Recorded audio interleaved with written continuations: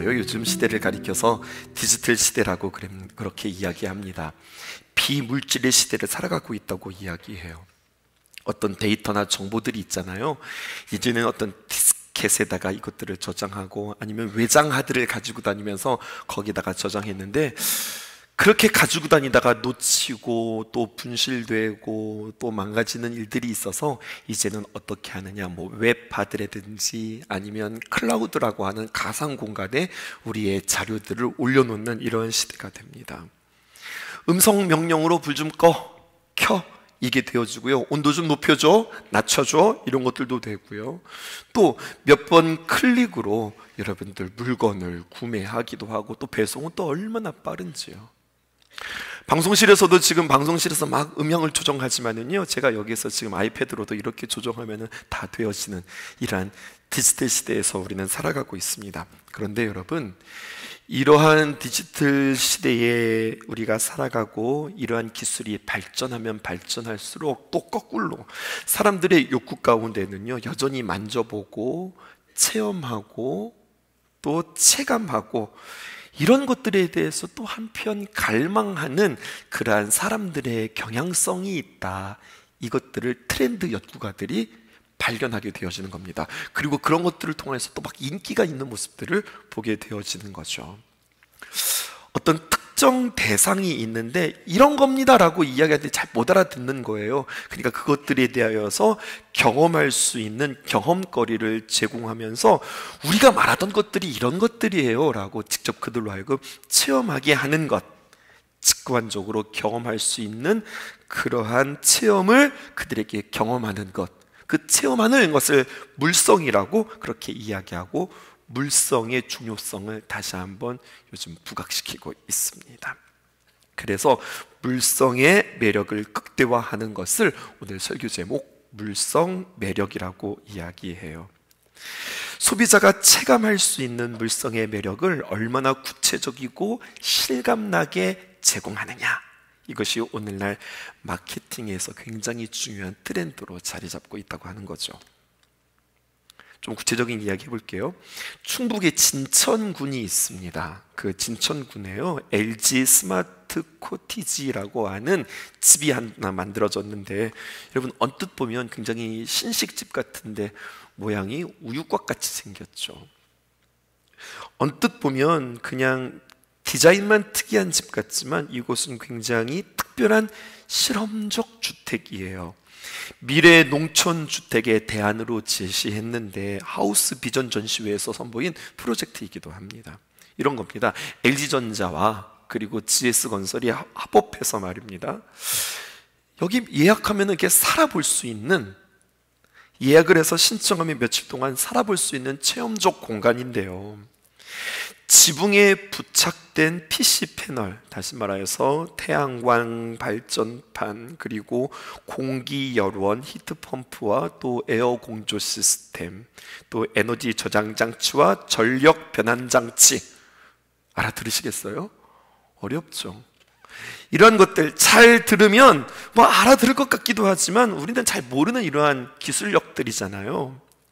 근데 이런 것들을 쭉 소개하면서 여러분들 잘 모르시는데, 이러한 것들이 우리의 실상에서, 이 실생활에서 이렇게 적용되어지고 이렇게 체험되어질 수 있습니다. 이것을 직관적으로 체험할 수 있도록 자체 생산된 에너지로 LG 가전들을 작동시키고 전기가 남아요? 그럼 그 전기 남는 것을 한국전력공사에 판매하면서 실제적인 어떤 수익을 눈으로 보게 하고, 그럼에도 불구하고 전기가 남아요? 그럼 전기 자동차에 그것들을 충전하는 것을 통하여서 이 시스템 스마트 에너지의 기술과 주거 경험을 통하여서 사람들에게 직접 체험하면서 이런 효과가 있습니다, 말로만 하는 것이 아니라 직접 체험하게 만든다고 하는 거죠.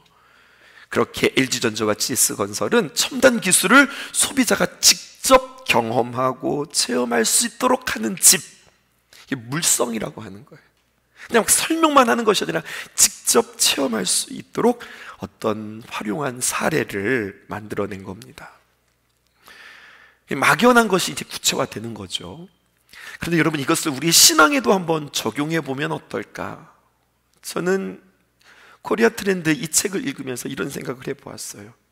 성경에서 말하는 참 아름다운 귀한 가치들이 있거든요. 하나님의 은혜, 하늘의 귀한 능력, 이런 것들이 그냥 우리에게 추상적으로 그냥 그런가 보다, 그런 게 있는가 보네, 이런 것이 아니라 우리의 삶 속에 아주 구체적으로 체험되어지는 은혜. 오늘 성경에 보니까 맛보아할지어다 라고 하는 표현들이 있는데, 정말로 우리가 그 하나님의 은혜를 보는 게 아니라, 듣는 게 아니라 맛보아 알 수 있다면 얼마나 좋을까. 근데 하나님도 그것을 우리에게 원하는 거예요. 신앙의 물성 매력을 너희들 하여금 경험케 하기를 원한다. 주님께서 우리에게 이렇게 이야기하시는 거죠. 그러면서 다윗을 우리에게 소개합니다. 시편 34편을 보면 거기에 등장하는 시편 34편에서 말하는 물성 매력을 우리는 확인할 수 있는 거예요. 시편 34편을 딱 여니 곧바로 시가 진행되어지는 것이 아니라 그 시에 대한 간략한 소개가 있습니다. 어떤 소개가 있느냐, 이렇게 기록되어져 있어요. 다윗이 아비멜렉 앞에서 미친 채 하다가 쫓겨나서 지은 시다, 이렇게 기록되어 있습니다. 이 부제는 본문을 이해하는데 아주 중요한 배경을 제공하고 있어요. 다윗이 쫓기는 삶을 살았거든요. 누구에게 쫓겼습니까? 사울에게 쫓기는 거예요. 여러분, 쫓김 당해 보셨어요? 시간이 지날수록 그는 점점 지치고 힘이 점점 빠지는 거예요. 언제까지 내가 이렇게 도망자의 삶을 살아갈까? 해결의 실마리가 보이지 않고, 분명 내 인생은 동굴이 아니라 터널이라 이야기했는데 가면 갈수록 깝깝해지고 막막해지지 뭔가 해결책이 보이지 않자 다윗이요, 그의 신앙이 좀 흔들렸던 것 같아요. 그래서 바른 선택이 아니라 잘못된 선택을 합니다. 그것은 바로 무엇이냐? 내가 블레셋으로 망명하면, 블레셋으로 도망하면 블레셋과 이스라엘은 싸우는 대치 상태이니 설마 이스라엘의 왕이 블레셋까지 넘어오진 않겠지. 우리로 말하면 북한으로 넘어가야 되겠다, 이렇게 작정을 한 거예요. 그 이야기가 성경 사무엘상에 기록되어져 있습니다. 사무엘상 21장 10절에서 11절에 있는 말씀 볼게요. 10절은 제가, 11절은 여러분들이 읽겠습니다. 그날에, 어떤 날입니까? 이 다윗이 참 두려워하던 그날에 다윗이 사울을 두려워하여 일어나 도망하여 가드 왕 아기스에게로 가니. 11절 보실게요. 시작. 아기스의 신하들이 아기스에게 말하되 이는 그 땅의 왕 다윗이 아니니까 우리가 춤추며 이 사람의 일을 노래하여 이르되 사울이 죽은 자는 천천히요 다윗은 만만이로다 하지 아니하였나이까 한지라. 다윗이 블레셋만 간다 생각했지, 블레셋은 여러 가지 도시국가로 이루어졌잖아요. 블레셋으로 간다고 했는데 블레셋에 어디에 들어갔냐? 가드 땅에 들어갔어요. 근데 아마 모르고 갔을 거예요. 여러분, 가드 땅이 어떤 땅인 줄 아세요? 골리앗의 고향입니다. 골리앗과 다윗의 전쟁은 이 가드 사람들에게는 정말 치욕스러운 전쟁인 거예요. 그래도 내가 지금 어렸을 때 전쟁하고 지금 세월이 한참 지났는데 내가 어른이 되어서, 다윗이 어른이 되어서 블레셋에 갔으면 그냥 내가 내 자신을 숨기고 그냥 거기서 그냥 뭇 사람처럼 살아갈 수 있겠다 생각했는데 들어가자마자 다윗이다! 발견하게 되어진 거예요. 그리고 잡히는 겁니다. 그러면서 뭐라고 이야기하느냐? 사울이 두려워서 피했는데 더 두려운 아기스를 만나는 거죠. 그러면서 사람들이 말하기를 11절에 왕에게 고발하는 겁니다. 왕에게 이르는 거예요. 왕이시여, 이자가 누군 줄 아십니까? 옛날에 그 골리앗과 싸웠던 그 다윗 말입니다. 아니, 지발로 들어왔습니다. 그렇게 이야기하는 거죠. 그리고 그가 자신의 나라에서 어떻게 칭송을 받았느냐? 왕도 천천히라고 하는데 그는 사람들이 노래하기를 그를 향하여서는 만만이라고 노래했던 정말로 인기 있던 자가 우리 땅으로 망명했습니다, 이렇게 이야기하니 다윗의 입장에서는 말이에요, 마지막 소망이라고 생각했는데 여전히 풀리는 게 아니라 더 꼬이게 되어지는. 여러분, 사울이 두려워서 피했는데 피하고 보니 아기스라고 하는 더 큰 두려움을 만나게 되어진 정말로 말도 안 되는 상황이 그에게 펼쳐지는 겁니다. 게다가 적진에 홀로 들어갔으니 아주 죽는 상황은 불을 보듯 뻔한 상황이기에 내가 어떻게 하면 살아날 수 있을까 생각하다가 번뜩이는 아이디어, 야, 내가 미친 척 해야 되겠다. 그러면서 그가 연기하기 시작하는 겁니다. 미친 척을 해서라도 살아야 되겠다. 몸부림을 치는 가련한 다윗을 우리는 만나게 되어지는 겁니다. 멀쩡한 그가요, 미친 척을 해야 되는데 어떻게 미친 척을 할까 하다가 왜 거리면서 말입니다. 막 침을 흘리고요, 또 성문 문짝에 돌을 집어서 막 아무렇게나 막 글씨를 쓰고 끄적끄적거리고, 나는 실감나게 연기해야 돼, 진심으로 연기해야 돼, 나는 오랫도록 연기해야 돼, 그러면서 정말로 나 미친 사람이에요, 여러분 보세요, 나 미친 사람이에요, 이것을 사람들에게 그렇게 어필함으로 미쳤네, 저거 미쳤네, 이렇게 납득되어지도록 그는 애쓰고 또 수고하고 수고하는 자신의 모습을 감추는 다윗을 만나게 되어지는 겁니다. 그리고 야, 저거 갖다가 버려라! 라고 하는 소리를 듣자 그가 겨우 피해서 어디로 갑니까? 아둘람 굴에 들어가는 거예요. 살았다 하고 정신 차리며 그곳에서 다시 한번 하나님을 찾습니다. 그러면서 지은 시가 시편 34편이에요.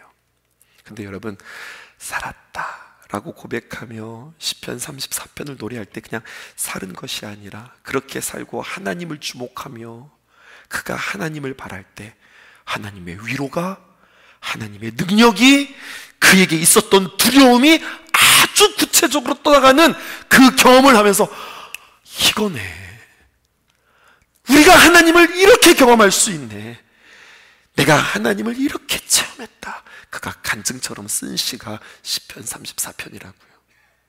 그에게는 자랑스러운 이야기예요? 아니면 흑역사예요? 흑역사예요. 감추고 싶은 이야기예요. 그럼에도 불구하고 그가 노래할 수 있었던 것은 자신의 흑역사, 자신의 부끄러움보다 더 크신 하나님의 일하심과 하나님의 역사를 그는 맛보았고 그것을 사람들에게 알려주고 싶었던 거예요. 두 가지를 가르쳐 줍니다. 첫 번째는 무엇이냐? 여러분 두렵습니까? 두렵다면 더 큰 두려움을 의지함으로 여러분들의 그 두려움을 이겨내는 그 물성미령을 경험할 수 있기 바랍니다. 이렇게 이야기하는 겁니다. 여러분 어떠세요? 요즘 이렇게 용기 있게 살아갑니까? 아니면 두려움 가운데 여러분들 살아갑니까? 여러분 두려움 가운데 살아간다면 그 두려움을 어떻게 우리는 떨치면서 살아갈 수 있을까요? 날마다 내 자신에게 이야기하는 겁니다. 나는 두렵지 않아. 나는 두려워하면서 살아가지 않을 거야. 거울을 바라보면서 나는 두렵지 않다. 나는 두렵지 않다. 이렇게 할 때 정말로 두려움은 떠나갈까요? 아니면 두려움아 떠나가라! 라고 선포할 때 이 두려움이 떠나갈까요? 여러분 그렇게 내 자신에게 그렇게 주입시키고 두려움아 떠나가라! 라고 외친다고 찰거머리 같은 그 두려움이 떠나가지 않습니다. 일단 뭐가 두려운지부터 여러분들 확인해 보실까요? 여러분 뭐가 두려우세요? 우리 성도들이 만난 두려움은 이런 것들이 아닐까요? 뭔가 하려고 하는데 자꾸만 안 되는 겁니다. 자꾸 실패만 내가 만나게 되어지는 겁니다. 뭔가 되는 것이 없습니다. 그래서 두려운 겁니다. 우리가 이 땅에 살아가면서 제일 필요한 거 돈 아니겠어요? 물질이 없어서 물질에 쪼들려서 그래서 삶이 두렵습니다. 사람들과의 관계가 불편해서, 사람들과의 관계가 무너져서 그래서 두렵기도 합니다. 직장에서 뭔가를 자꾸만 요구하는데 그것에 부응하기 위하여 자꾸만 뭔가 실적을 내라고 하는데 실적이 나지 않아서 그래서 두렵습니다. 공부하는 사람으로서 성적이 올라야 되는데 성적이 오르지 않아서 걱정이 됩니다. 앞으로 어떻게 될지 몰라서 막막해서 두렵기도 하고요. 또 반대로 앞으로 어떻게 될지 너무 훤히 보이는 거예요. 그래서 두렵기도 합니다. 사람들이 나를 떠날까 봐 두렵기도 하고요. 사람들이 자꾸만 나에게 몰리는 것이 두렵기도 하고요. 또 감당해야 되는 것들이 너무 많아서 너무 버거워서 두렵기도 하고요. 또 어떤 사람은 아무도 나에게 일을 시켜주지 않아. 나에게 뭔가를 맡겨주지 않아. 그래서 두렵기도 하고요. 나를 너무 알아줘서 나의 인생이 마치 유리관 속에 들어간 것과 같아서 그래서 두렵기도 하고요. 사람들이 나를 너무 몰라주네. 이래서 두렵기도. 그러니까 도대체 두렵지 않은 게 하나도 없는 거예요. 가만히 생각해 보면 우리의 모든 삶은 다 두려운 거예요. 다 두려운 거예요. 그러면 어떻게 해야 할까요? 두려움이 오니 여러분 그냥 그 두려움을 마주하면서 살아가야 할까요? 다윗은 어떻게 했어요? 두려움이 오니까 어떻게 했습니까? 사울이라고 하는 두려움이 오자 어떻게 했어요? 도망쳤어요. 두려움을 마주한 것이 아니라 두려움을 피합니다. 너무 힘드니까 내가 당장 살겠다고 그가 선택한 것은 무엇이냐면 놓아버린 거예요. 피해버린 거예요. 도망한 거예요. 사울만 피하면 된다 생각하고 사울이 오지 못할 땅 블레셋에 들어간 거예요. 근데 여러분 그 블레셋이라고 하는 정말 선택하지 말아야 할 땅을 선택합니다. 그 땅이 문제입니다. 왜 문제일까요? 적군의 땅이라서 문제가 아닙니다. 그 땅은 어떤 땅입니까? 불신앙의 땅이요, 하나님이 없는 땅이요, 예배할 수 없는 땅입니다. 다윗은 이야기가 아니에요. 거기서 나는 하나님과 개인적으로 예배할 수 있어요. 난 그곳에도 변함없이 하나님 앞에 예배할 수 있겠습니다. 그는 예배를 포기하고 간 것은 아닐 겁니다. 거기서도 남대로 예배할 수 있다고 그는 믿었을 겁니다. 그런데 아니요, 그가 생각했던 그곳은 그렇게 예배가 호락호락한 그 땅이 아니었던 거예요.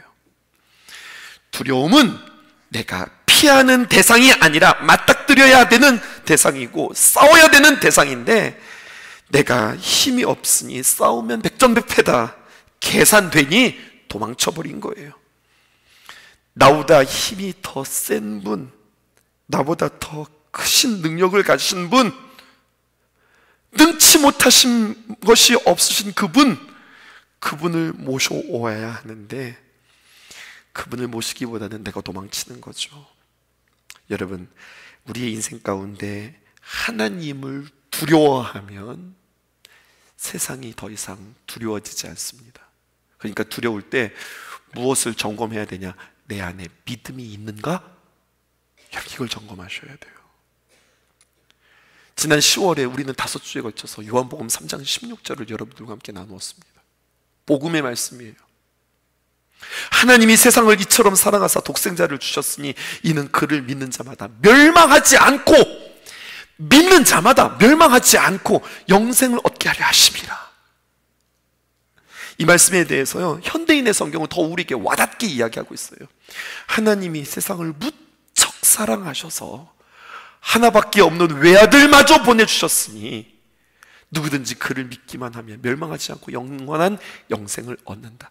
우리를 사랑하셔서 누구까지도 보내주셨다고요? 하나밖에 없는 외아들마저 보내주셨다. 외아들까지도 보내주시는 그 하나님이 우리에게 무엇을 못 주실까? 이것이 로마서 8장에서는 이 말씀이 이렇게 연결되었습니다. 보실까요? 그런즉 이 일에 대하여 우리가 무슨 말을 하리요? 만일 하나님이 우리를 위하시면 누가 우리를 대적하리요? 그리고 32절, 자기의 아들을 아끼지 아니하시고. 우리 하나님은 어떤 하나님이세요? 독생자 예수 그리스도를 우리를 위해서 아끼지 않으신 그 하나님께서 우리 모든 사람을 위하여서 내주신 이가 어찌 그 아들과 함께 모든 것을 우리에게 주시지 않겠느냐? 우리 하나님이 바로 이런 하나님이라는 거예요. 다윗이 두려울 때 나름대로 살궁리를 해보자 했는데 안 되고 실패했을 때 그가 주소를 제대로 찾아야 했는데 제대로 찾지 못하다가 결국 미친 척하다가 겨우 살아난 거잖아요. 그리고 아둘람 굴에 들어가 그는 제대로 주소를 찾습니다. 그리고 그가 고백하는 걸 보세요. 뭐라고 고백하는지. 4절, 내가 여호와께 간구하며 내게 응답하시고 내 모든 두려움에서 나를 건지셨도다. 내가 여호와께 간구했다는 거예요. 6절 보실까요? 이 곤고한 자, 여러분 비천하고 곤고한 자, 내가 봐도 내가 참 불쌍하다.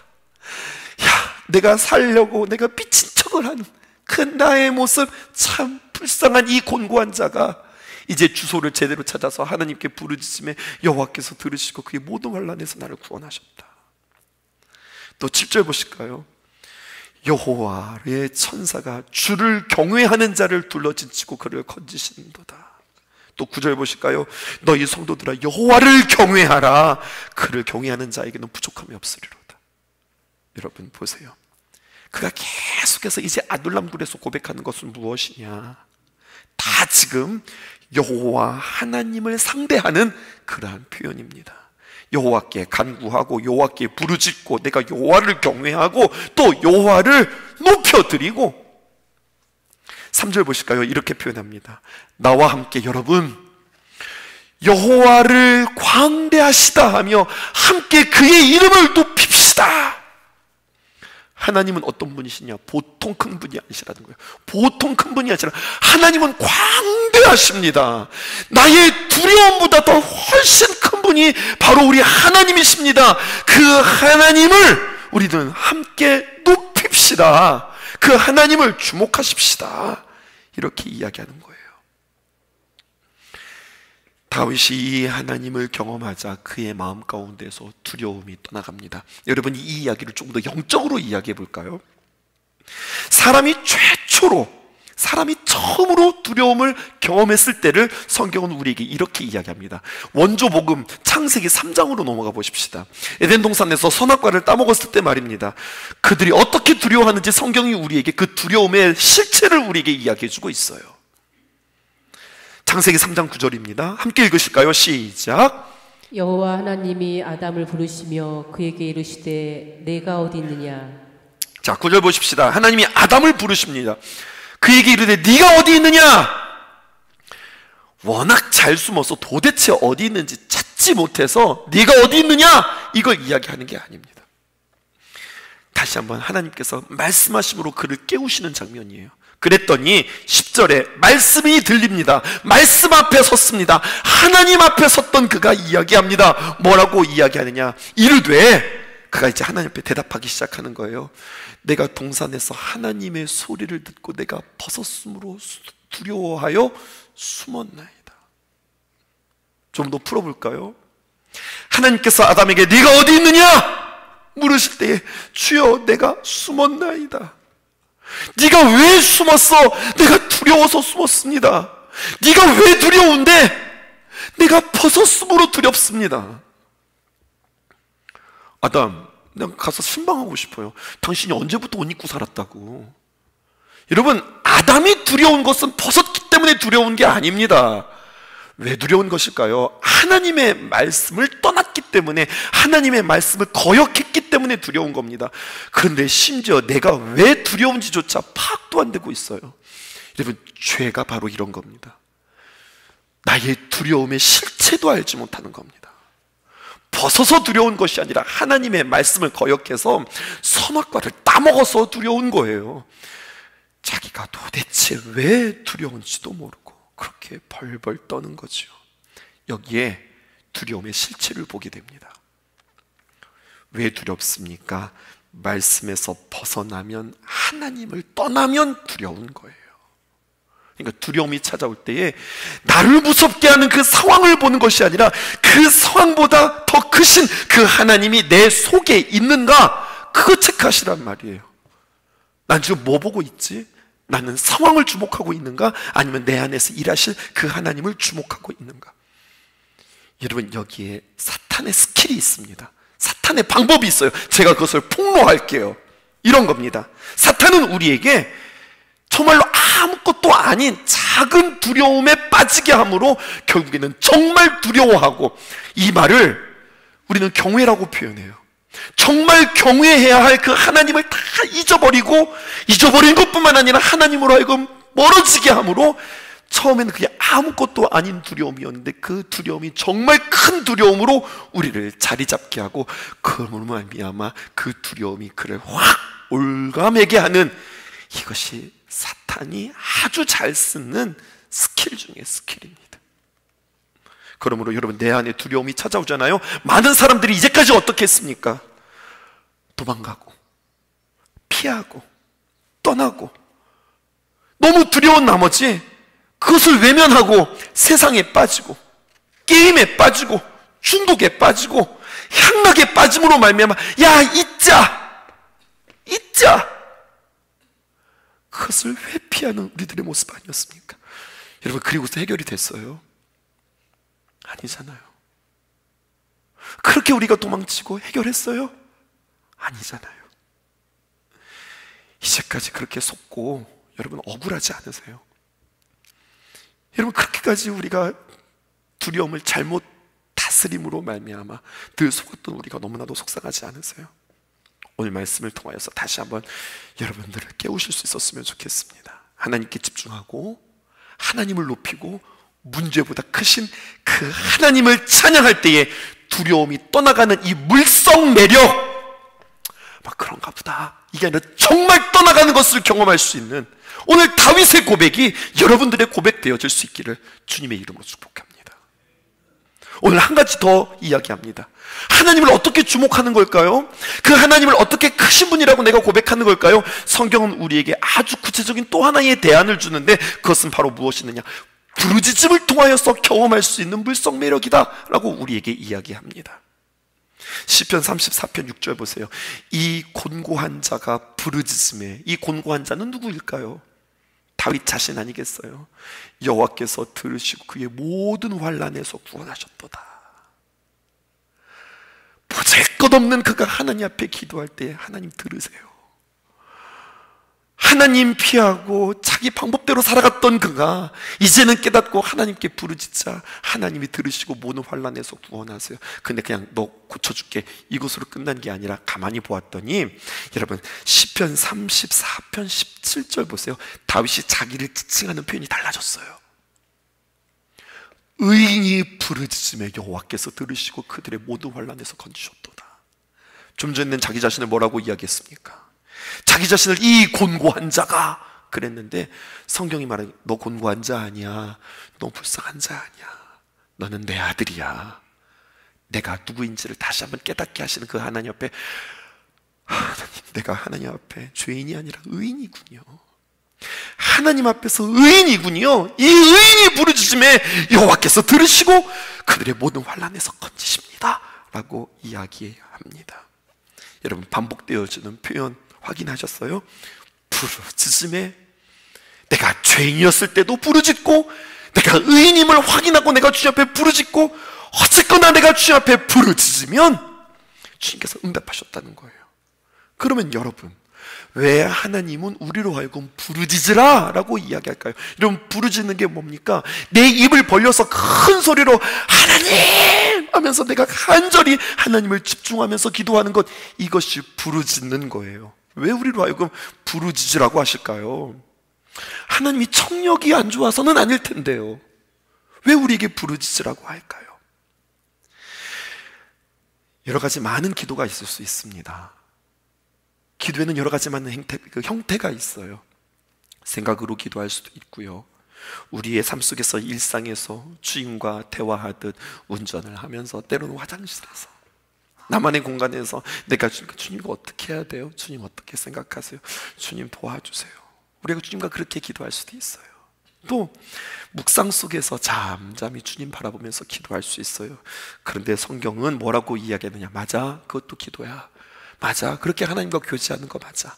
그런데 말이야, 그렇게만 하지 말고 또한 너는 물리적으로 시간도 구별하고, 기도하는 자리도 구분하고, 기도하는 자세도 갖춰서, 할 수만 있다면 무릎을 꿇어서 엎드려서 너 주님 앞에 그렇게 기도할 수 있어?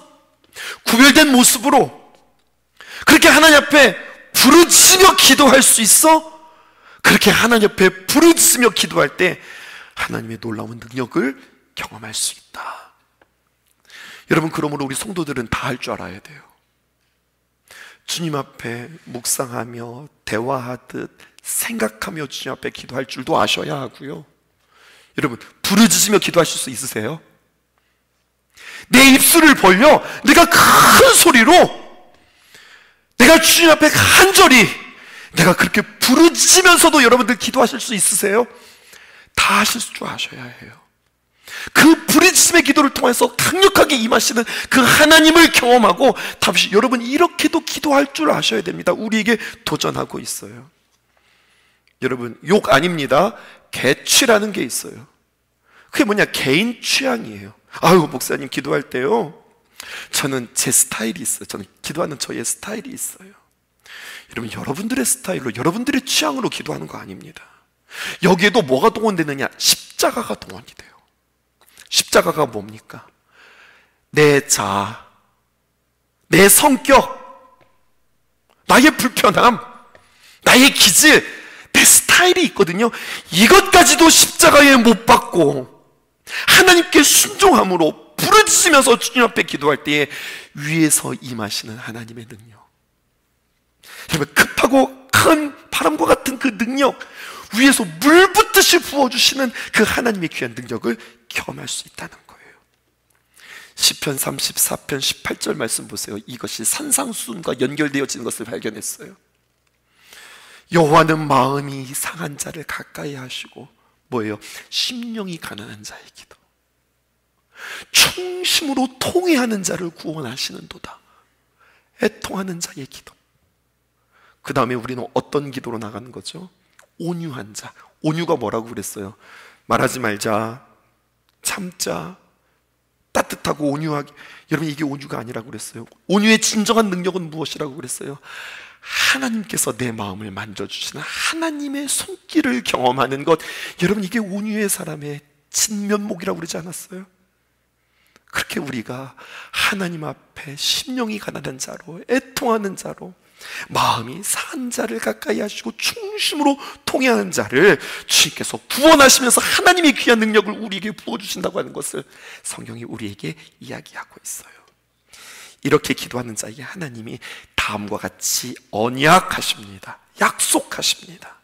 34편 19절에서 20절. 의인 고난이 많을 수 있어.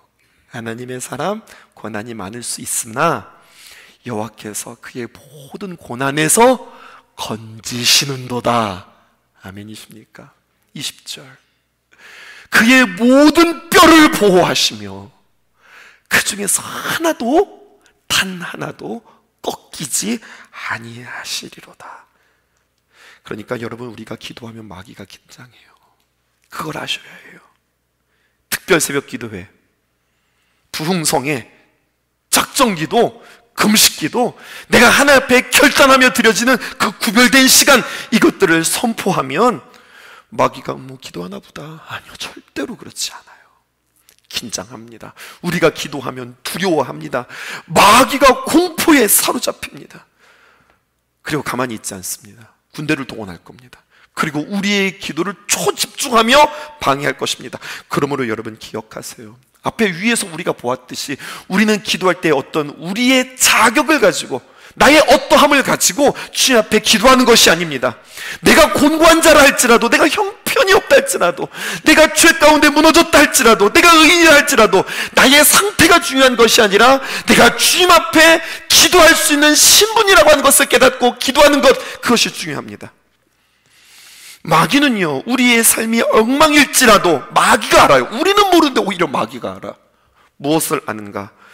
우리의 삶을 아는 것뿐만 아니라 마귀는 우리의 신분을 압니다.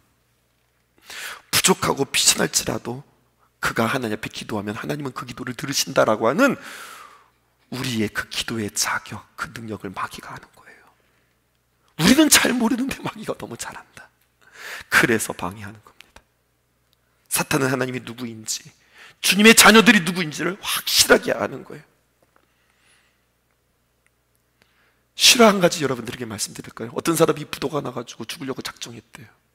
서해안 고속도로의 맨 끝단이 어딘 줄 아세요? 목포예요. 목포까지 내려갔습니다. 예수 믿는 사람이 술 거나하게 취하여서 이제 바닷물에 뛰어들 작정으로 바닷가에 가는데 시끄러운 거예요. 여기 무슨 소리인가 봤더니 구판이 벌어졌네요. 또 이 구판 또 재밌거든요. 또 죽으려고 했던 사람이 구판 구경하다가, 여러분, 무당이 그렇게 이야기들어요. 여기 예수 믿는 사람 있다! 그렇게요. 설마 나는 아니겠지. 난 예수 믿는 사람도 아니야. 너 때문에 굿이 안 돼. 당장 나가. 이 소리에 은혜 받았대요. 담임 목사님이 100번 1000번 설교하는 소리 하나도 은혜가 되지 않았는데 무당이 하는 소리에 은혜 받고 깨닫고 나 예수 믿는 사람이구나, 주님 앞에 돌아왔대요. 여러분, 이런 하나님의 은혜가 있어요. 우리가 이런 신분이라고요. 여러분, 하나님은 누구실까요? 내가 아무리 연약해도, 내가 아무리 더럽게 살아도, 죄값은 사망인데 나를 사망에 내어주지 않고 하나님께서 어떻게든지 우리를, 마귀는 두려움의 사슬로 우리를 꽁꽁 매려고 할 때 하나님께서는 끊임없이 우리를 어디로 이끄신다고요? 기도의 자리로 이끄신다고요. 기도하면 두려움이 물러가는 겁니다. 여러분, 이것을 뭐라고 이야기하느냐? 나로 하여금 기도하게 하신다, 이걸 은혜라고 하는 거예요. 왜? 기도하면 역사가 일어나니까. 저는 오늘 이 말씀 준비하다가 가슴이 뜨거워졌어요. 전 십자가가 다시 보였어요. 그 은혜 여러분들에게 나누고 마치겠어요. 여러분, 십자가의 역사, 십자가에서의 주님의 죽으심, 십자가의 피의 대가로 어떤 일이 벌어졌죠? 우리의 죄가 용서해졌죠. 근데 그것만 있는 게 아니었어요. 예수님께서 십자가에서 죽으실 때 휘장이 갈라졌어요. 휘장이 갈라졌다? 무슨 말일까요? 이렇게 들리더라고요. 주님께서 휘장을 찢으시고 내가 너를 받겠다, 내가 너를 받겠다. 우리로 하여금 하나님과 직접 대면하여 직접 기도할 수 있는 기도자로, 기도의 자격자로 주님께서 우리를 받으시겠다는 이야기예요.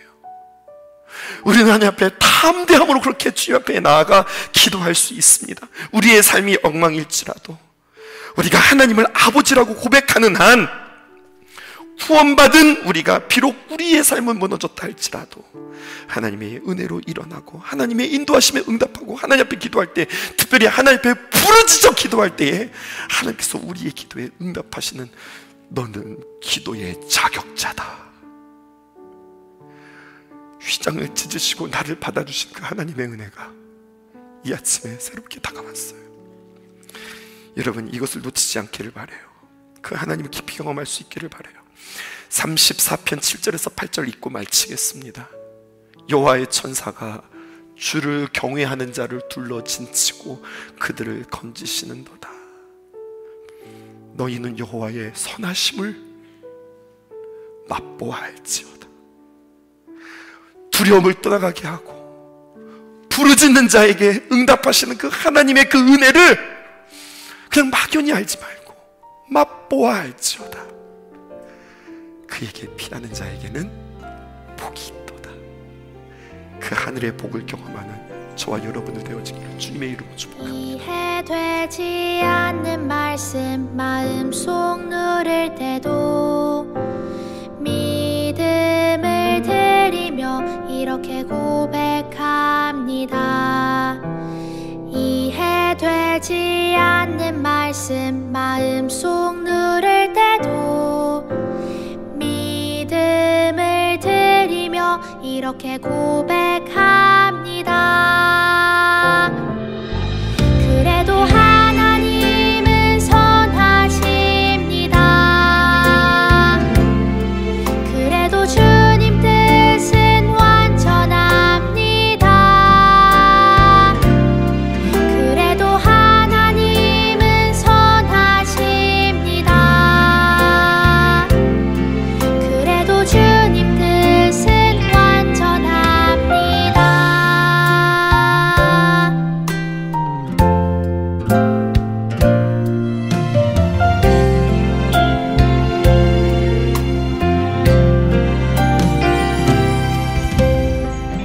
이해되지 않는 말씀 마음속 누를 때도 믿음을 드리며 이렇게 고백합니다.